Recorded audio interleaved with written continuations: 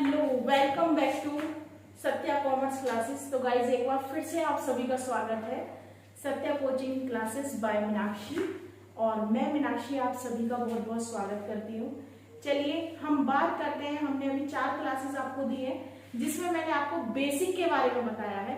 तो हमारा आज का जो टॉपिक है 11th हो, 12th हो, बीकॉम हो, बीबीए हो, बीसीए हो, अगर आप अकाउंटिंग से कुछ भी करना चाहते हैं तो उसके लिए मोस्ट इंपोर्टेंट टॉपिक आपका है क्या कि रूल्स ऑफ डेबिट और क्रेडिट। यानी कि हमारी जो अकाउंटिंग होती है उसको मेंटेन जब किया जाता है तो सबसे पहले हम करते हैं रिकॉर्डिंग। जैसा कि मैंने आपको फर्स्ट क्लास में भी बताया था कि अकाउंटिंग साइकिल का जो फर्स्ट स्टेप था वो क्या था आपका रिकॉर्डिंग द ट्रांजेक्शंस।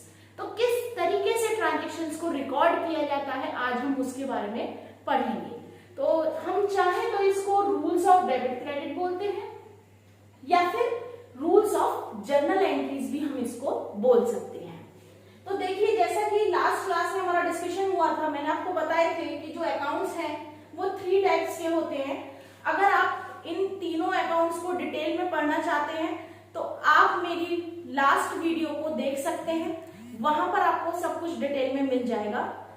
तो देखिए 3 टाइप्स के अकाउंट होते हैं, पर्सनल, रियल और नॉमिनल। पर्सनल की बात करें तो पर्सन, ऑर्गेनाइजेशन, ट्रस्ट, क्लब, इन सब के नेम से अगर कोई ट्रांजेक्शन है तो वो किस में जाएगी? पर्सनल में। अगर कोई भी असेट्स की सेल या परचेज है तो वो किस में आएगी? रियल में। तीसरा नॉमिनल, जितने भी बिजनेस के एक्सपेंसेस हैं, लॉसेस हैं, इनकम है या आपके प्रॉफिट गेन्स हैं वो किस में जाते हैं? नॉमिनल में। तो ये चीज हम डिस्कस कर रहे थे लास्ट क्लास में। आज हम पढ़ते हैं कि क्या डेबिट होगा और क्या क्रेडिट होगा, क्योंकि मैंने आपको बताया था कि ये जो हमारा टाइप्स ऑफ अकाउंट था ये पूरा बेसिकली डिपेंड था डबल एंट्री सिस्टम पर।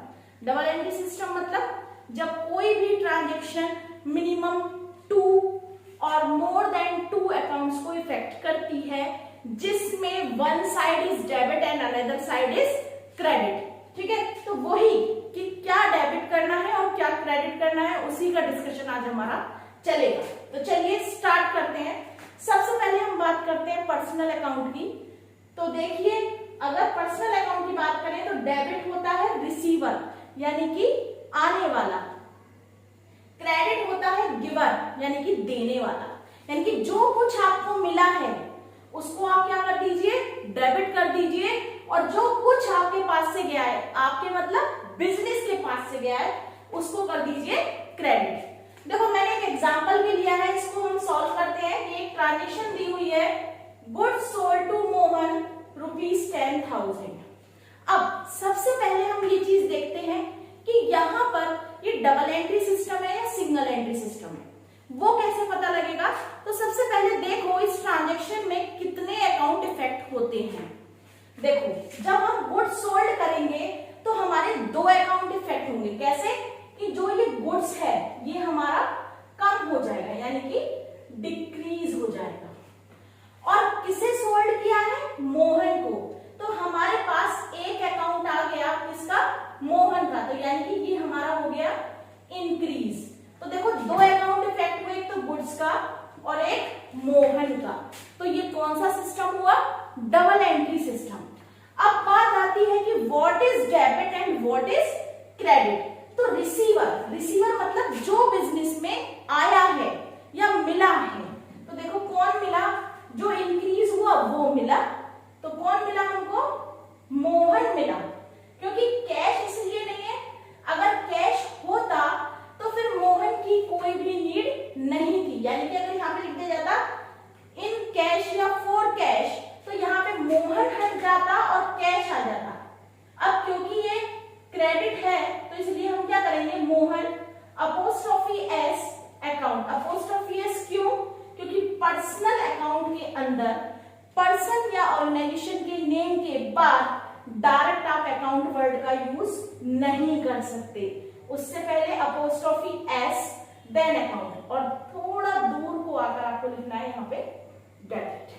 ठीक, अब बात करें क्रेडिट के लिए। तो देखो मैंने यहाँ पे स्पेस छोड़ा और लिखा 2। क्रेडिट से पहले लिखना होता है 2। हम किसको क्रेडिट करें? जो गया हमारे पास से, क्या गया? गुड्स चला गया। गुड्स अगर आएगा तो उसके लिए हम यूज करेंगे सेल्स, केवल गुड्स के लिए सेल और परचेज यूज होंगे। और अगर कोई असेट्स की एक्सपेंसेस की बात है तो उसका नाम यूज होगा। केवल गुड्स के लिए सेल और परचेज। अब देखो इसके बाद हमें लिखनी होती है नरेशन, क्योंकि बिजनेस में बार बार ये चीज आप नहीं देख सकते कि ट्रांजेक्शन क्या थी, तो नरेशन लिख देते हैं ताकि आपको पता चल जाए कि इसकी ट्रांजेक्शन क्या थी। तो हम क्या करते हैं, बीइंग, जो आपकी ट्रांजेक्शन है उसको कॉपी कीजिए, गुड्स सोल्ड टू मोहन। बस अब बात आएगी अमाउंट की। तो जब आप कॉलम बनाएंगे, देखिए इस तरीके से कुछ कॉलम बनते हैं अमाउंट के। फॉर्मेट की बात करेंगे नेक्स्ट वीडियो में। तो देखो डेबिट के सामने लिख देना 10,000 और सेल्स के सामने भी लिख देना 10,000, क्योंकि दोनों ही अकाउंट 10,000 से इफेक्ट हुए हैं। तो समझ में आया, एंट्री हो गई। अब चलिए, ये थी हमारी बात पर्सनल अकाउंट की। आई होप आप सभी को समझ में आ गई होगी। बस देखना क्या था कि what is receiver debit and what is giver credit. जो आया उसको डेबिट कीजिए, जो गया उसको क्रेडिट। गुड्स सोल्ड हुआ, गुड्स चला गया, मिला कौन? मोहन। तो मिलने वाली चीज डेबिट और जाने वाली चीज क्रेडिट। चलिए अब हम आते हैं रियल अकाउंट्स पे। तो गाइस जैसा कि आप सभी को पता है, रियल मतलब असेट्स, राइट? तो असेट्स में क्या होगा, या तो बिजनेस में असेट्स आएगी या तो बिजनेस से असेट्स जाएगी। तो रूल की अगर हम बात करें तो हम बोल सकते हैं कि व्हाट कम इन डेबिट करो और व्हाट गोज आउट क्रेडिट करो।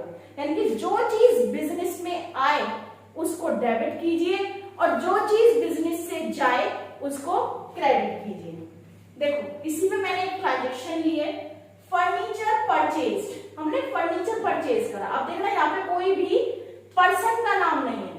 तो कहने का मतलब ये है, अगर किसी भी ट्रांजेक्शन में पर्सन का नाम नहीं होता तो मानते हैं कि ये ट्रांजेक्शन कैश में हुई है। यानी कि जब हमने फर्नीचर परचेज किया तो हमने उसको मनी दे दिया था। अब बात करते हैं इफेक्टेड अकाउंट्स की। तो देखो जब फर्नीचर परचेज करा तो हमारे बिजनेस में फर्नीचर आ गया, राइट? चला क्या गया? मनी। मनी हमारा कम हो गया। आने वाली चीज को क्या करना है हमें? डेबिट। तो देखो जो प्लस था वो डेबिट होगा। तो क्या करेंगे हम? फर्नीचर अकाउंट डेबिट टू क्या चला गया?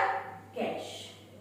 तो टू कैश अकाउंट। नरेशन की अगर मैं बात करूं तो बीइंग फर्नीचर परचेज्ड। ठीक है, ये हो गई इसकी नरेशन। आई होप क्लियर होगी ये एंट्री। एक बार फिर से रिवाइज करा देते हैं।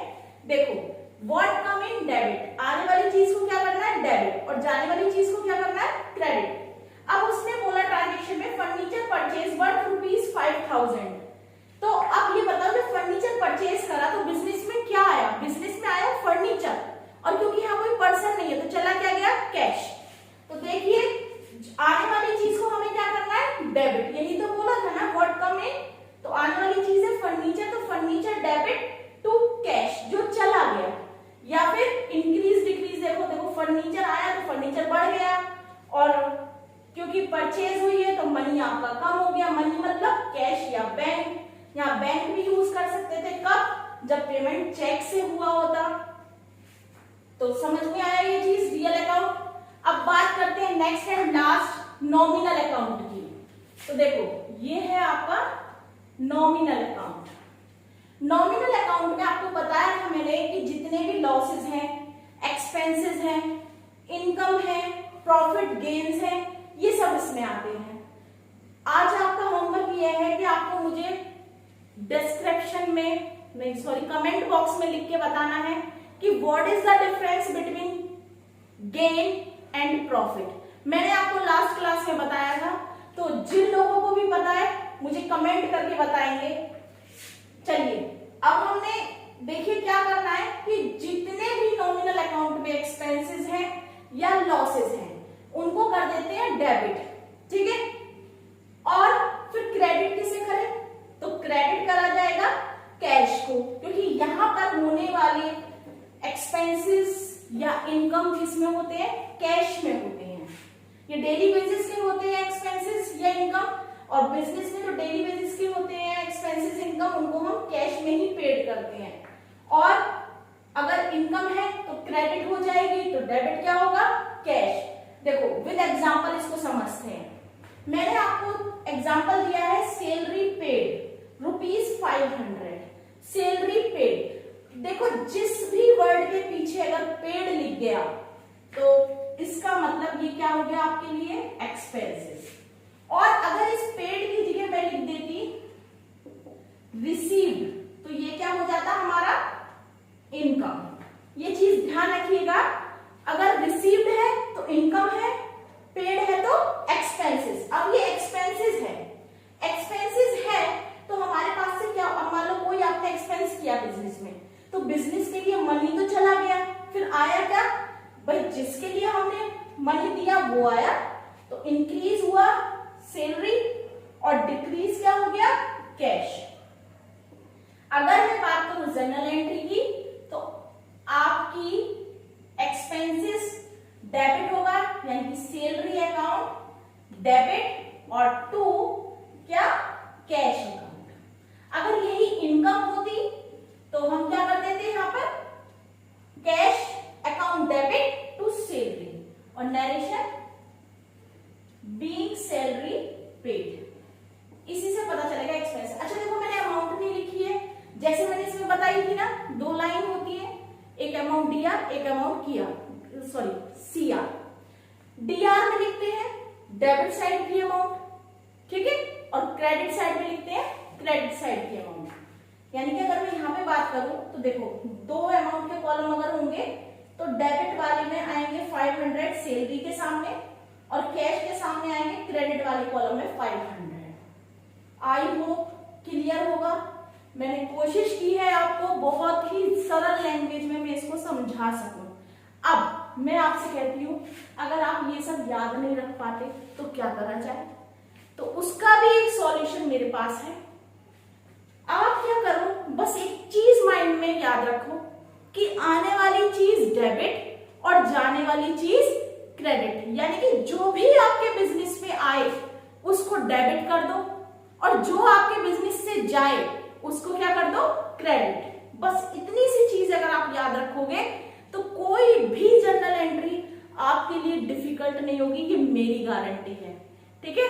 तो बस यही टिप है आपके लिए कि बहुत से बच्चों की मेरे पास यही आती है कि मैम हम ये चीज नहीं याद रख पाते, कि हमारे माइंड में मिक्स हो जाता है, कम इसमें कर देते हैं, कम इन रिसीवर इसमें कर देते हैं, तो बच्चे कंफ्यूज होते हैं मैम हम कैसे याद रखें। तो यही टिप है मेरी कि आप भूल जाइए कि व्हाट इज नॉमिनल, नॉमिनल भूल जाओ, पर्सनल भूल जाओ, रियल भूल जाओ। एक चीज बस याद रखो डेबिट क्रेडिट के लिए कि जो भी आपके बिजनेस में आ रहा है व्हाट कम इन डेबिट और व्हाट गोज आउट क्रेडिट। जो आ रहा है डेबिट और जो जा रहा है वो क्रेडिट। अब इसी के बेस पर आप कोई भी ट्रांजेक्शन करके देखना, ये मेरी गारंटी है। अगर आप ट्रांजेक्शन को समझ गए ना कि वो क्या कह रहा है, तो कोई भी ट्रांजेक्शन ऐसी नहीं होगी जो आप जनरल एंट्री नहीं बना सकते, ठीक है गाइस।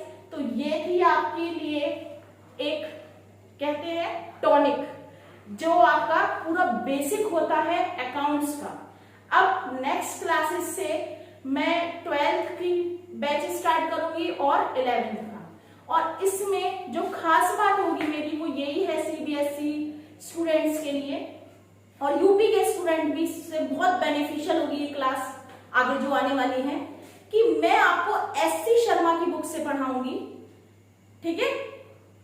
आपने देखा होगा टीएस गिरेवाल के तो बहुत सॉल्यूशन आपके पास हैं, लेकिन बहुत सारे बच्चों की मेरे पास डिमांड आई कि मैम एससी शर्मा की बुक के सॉल्यूशन हमारे को नहीं मिल रहे हैं, ठीक है। तो मैं उसी बुक को लूंगी, एससी शर्मा की बुक से मैं आपको पढ़ाने जाऊंगी अब आगे 12th में। तो हम पार्टनरशिप स्टार्ट करेंगे नेक्स्ट क्लास में 12th के लिए, और 11th के लिए हम स्टार्ट करेंगे जनरल एंट्रीज जो आगे बढ़ाएंगे। इसमें मैं आपको बताऊंगी कंपाउंड एंट्रीज क्या होती हैं, ठीक है, डिस्काउंट, दो तरीके की डिस्काउंट के बारे में डिस्कशन करेंगे, ट्रेड भी और कैश भी। तो जब तक के लिए ज्यादा से ज्यादा लोगों से मेरी रिक्वेस्ट है, प्लीज मेरी वीडियो को शेयर कीजिए, सब्सक्राइब कीजिए मेरे चैनल को और बेल आइकन दबाइए, और ताकि जितनी भी नोटिफिकेशंस हैं जब भी आए आप लोगों को वो मिलती रहें। तो guys keep watching, keep supporting. और हाँ, एक चीज और मैं आप लोगों से कहना चाहती हूँ कि मेरा एक टेलीग्राम पर भी क्रिएट हो गया है ग्रुप। तो अगर आप लोग ज्वाइन होना चाहते हैं तो देखिए डिस्क्रिप्शन बॉक्स में उसका लिंक आएगा। सत्या कॉमर्स क्लासेस के नाम से ग्रुप बना है। अगर आप लोग चाहते हैं कि इन सबके नोट्स आपको वहां मिलते रहें तो ज्यादा से ज्यादा कमेंट बॉक्स में लिख दीजिए, या तो ज्वाइन होने के लिए अपना नंबर दे दीजिए मुझे, या फिर डिस्क्रिप्शन बॉक्स में उसका लिंक है, वहां से जाकर आप उस चैनल पे ज्वाइन हो सकते हैं। तो थैंक यू फॉर सपोर्टिंग, इतना सारा प्यार देने के लिए। कुछ ही दिनों में मैं उम्मीद करती हूँ ज्यादा से ज्यादा आप लोग मुझे सपोर्ट करेंगे, ताकि इसी तरीके से मैं आपके साथ कुछ क्रिएटिव लाती रहूं। तो थैंक यू सो मच।